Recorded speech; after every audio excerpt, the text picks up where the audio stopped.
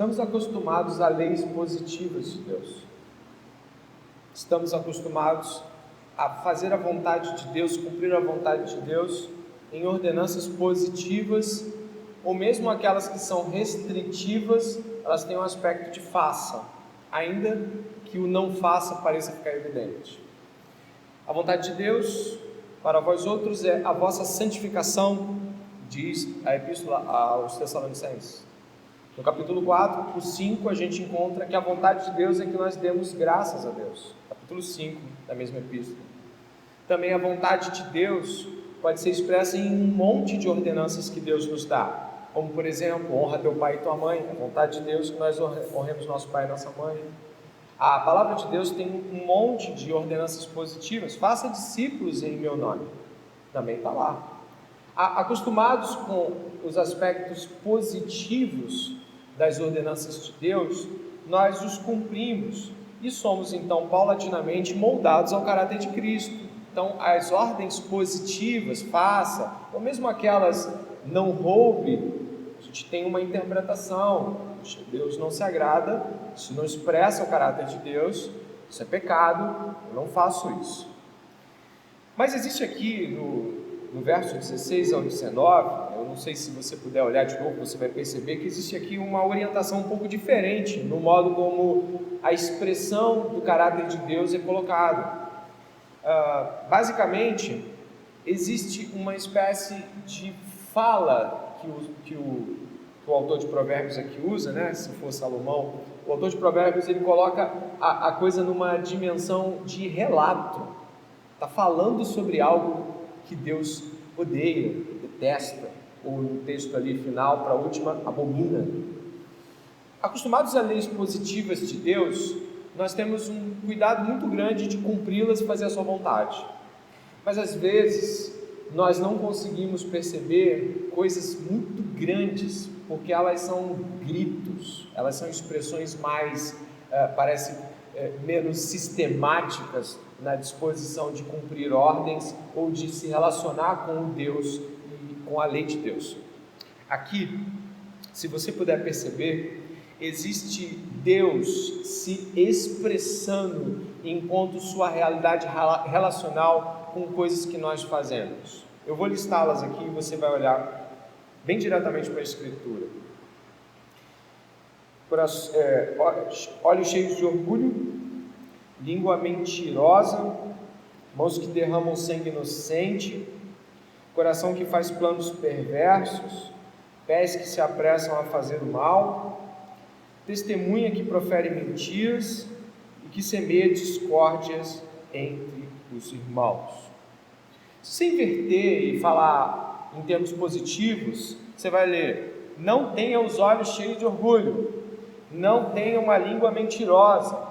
Mas como costumamos ver coisas assim e acharmos que são ordens, Provérbios, que são, obviamente, e é a palavra de Deus para a gente, traz a disposição aqui de coisas que Deus odeia. Fui procurar em hebraico para ver que tipo de dimensão está sendo transcrita aqui, e é ódio, ou repulsa, ou nojo, ou oposição. Forte isso. Deus se opõe, e a gente já viu isso também. Tiago fala que Deus se opõe ao soberbo, Pedro também vai falar que Deus se opõe ao soberbo. Mas eu gostaria que você pudesse pensar de que estas coisas aqui produzem uma reação divina. Existe sentimento em Deus. Deus não cria o sentimento como algo distante do que Ele também tem. Deus também tem sentimentos. Deus também expressa emoções. Jesus Cristo é uma prova cabal disso, chorando, se alegrando, rindo, se angustiando, se entristecendo. Jesus Cristo expressou o caráter do Deus invisível para nós. E aqui, o nosso Deus expressa repulsa, ódio. Eu já estive com ódio de pessoas por motivos diversos. O ódio humano, que não, obviamente não pode ser o ódio divino nesse sentido, porque no ódio humano não tem justiça divina, no ódio de Deus a justiça, a correção, Deus odeia justamente, Deus odeia corretamente. Então até a própria disposição do ódio de Deus não é uma birra, não é algo como, eu queria que fosse de outro jeito porque eu gosto de outro jeito, não. O ódio em Deus é amor pelo correto, é justiça verdadeira, é a favor daquilo que é belo e perfeito. Então, quando o ódio vem de Deus, ele se traduz como uma repulsa completa diante de algo. Deus repele, Deus odeia, Deus afasta. Deus não quer aquilo. Pensando desta forma, olhos cheios de orgulho, ou qualquer outro dos 7 pontos aqui, ou dos 6, porque eu quero chegar no 7º, com algo assim um pouquinho diferente, mas a ideia da repulsa de Deus deveria te preocupar, deveria me preocupar. Pensar que determinadas proporções das minhas atitudes não apenas geram em Deus uma discordância, isso não está legal, isso não é bom, mas um ódio, um afastamento, um entristecimento do Espírito Santo nos faz recuar com muito mais rapidez. Eu penso nisso como seres relacionais que nós somos. Como você se sente ao estar com uma pessoa que você gosta muito e estar com ela com a sensação clara de que existe um problema entre vocês?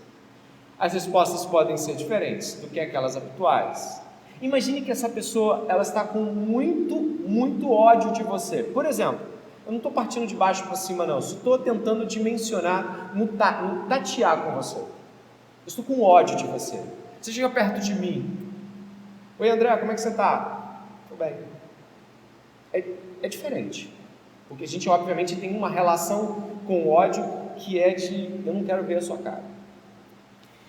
Buscando referências paralelas na Bíblia, o modo como Deus expressa a sua repulsa, tanto no Velho Testamento quanto a atuação do Espírito Santo no Novo Testamento, é de fúria e até mesmo de uma implacável ira. Vocês lembram de Ananias e Safira?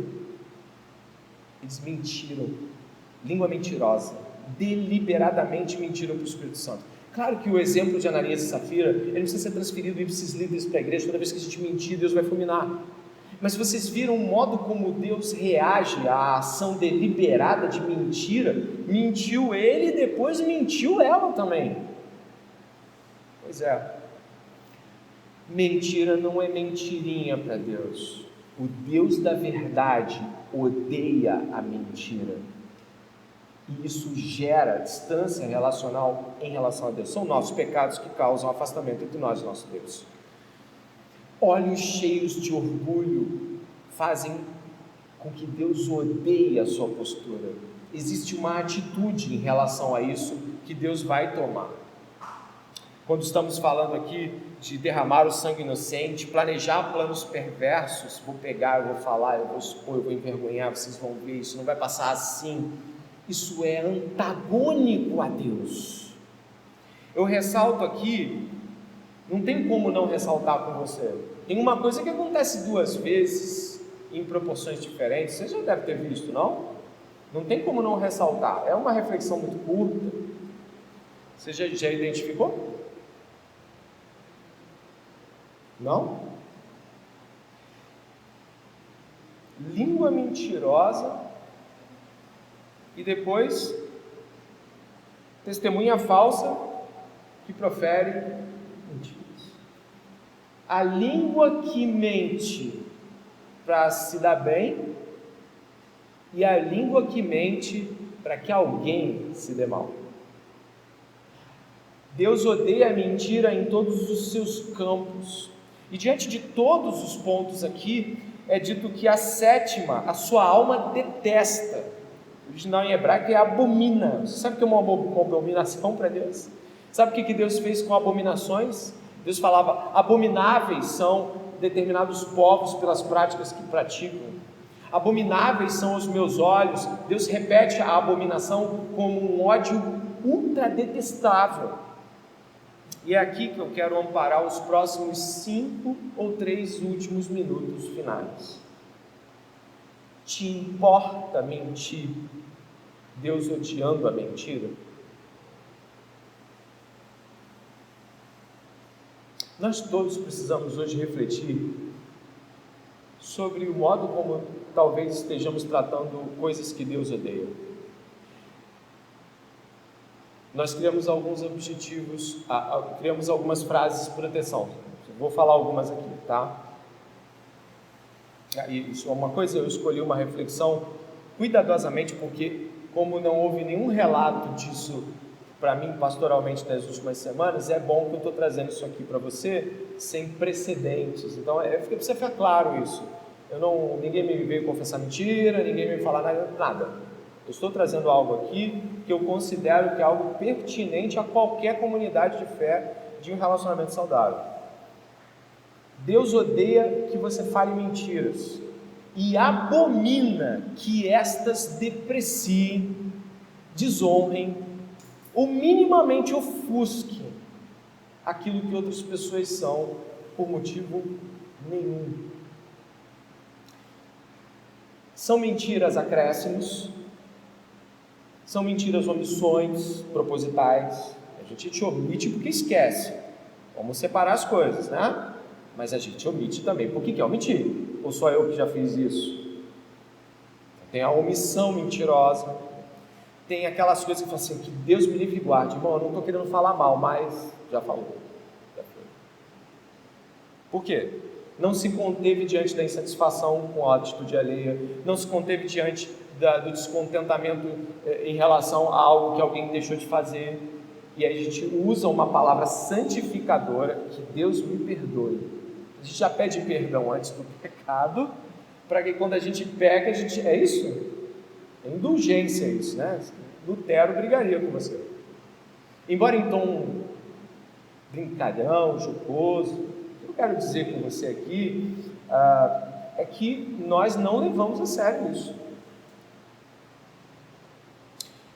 E precisamos, nesta manhã, eu apelo, não mentir mais.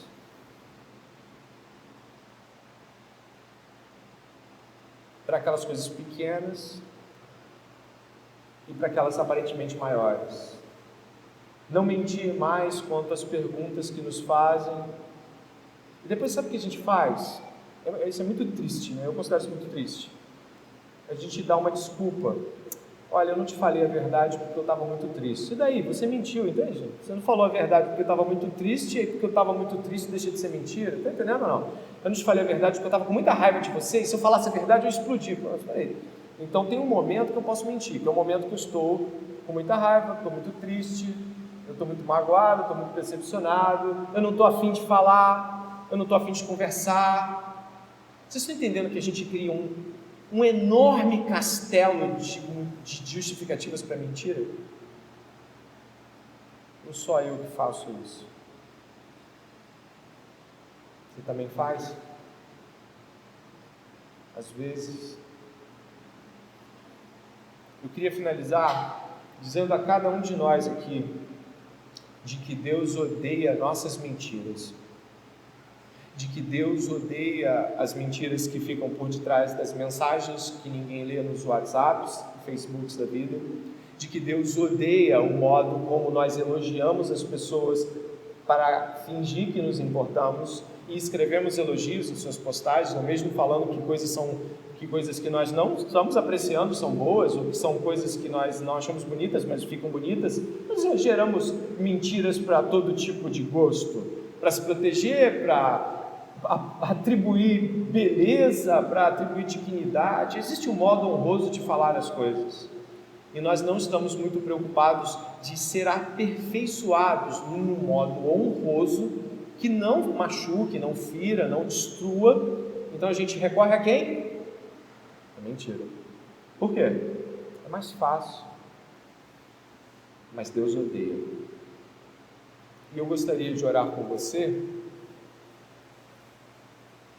pedindo a Deus que nos dê mais uma chance essa manhã. Você quer uma chance? Eu quero uma chance para não mentir. Eu quero uma chance para que essa reflexão, sabe, ela realmente entre. Eu quero essa chance, eu quero pedir a Deus essa oportunidade esta manhã. E eu quero apelar que você peça. Meu Deus, o pastor está pedindo uma oportunidade para não mentir. Todo homem é mentiroso. Deus é verdadeiro.